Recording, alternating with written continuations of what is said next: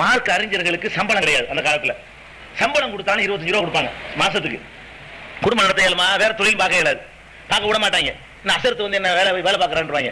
அசரத்தா இருந்தா ஒரு தொழில் பண்ணக்கூடாது, அசரத்தா இருந்தா வந்து டீ கடையில டீ போடக்கூடாது, அசரத்து டீ போடுறான்னு என்ன கண்டுபிடிக்கிற மாதிரி இதுக்கு டீ தானே போடுறாரு, டீ போடக்கூடாது, அசரத்து செய்யக்கூடாது, டீ போடக்கூடாது.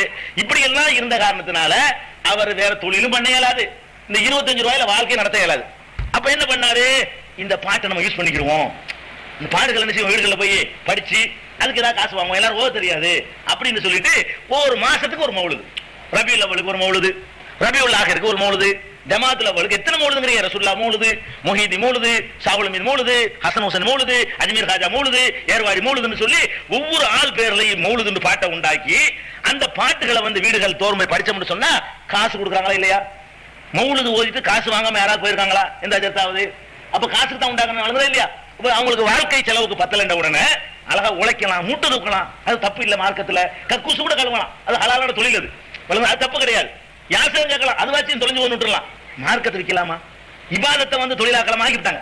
மார்க்கத்தின் பெயரால மக்களை ஏமாத்துவோம், வேற மார்க்கத்துக்கு இஸ்லாத்துக்கு வித்தியாசம் இல்லாம ஆக்கிறோம்னு சொல்லி தொழிலுக்காக வேண்டி இந்த மௌலுதை உண்டாக்கி இருக்கிறாங்க. மௌலுது நோக்கமே அதுதான், தொழிலுக்கு தான் உண்டாக்குறாங்க என்பதற்கு பெரிய பெரிய ஆதாரம்லாம் நான் சொல்ல தேவையில்லை.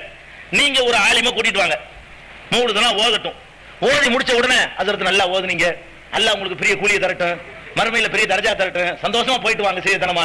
என்ன செய்வாரு, போவாரான்னு கேட்கிறேன்.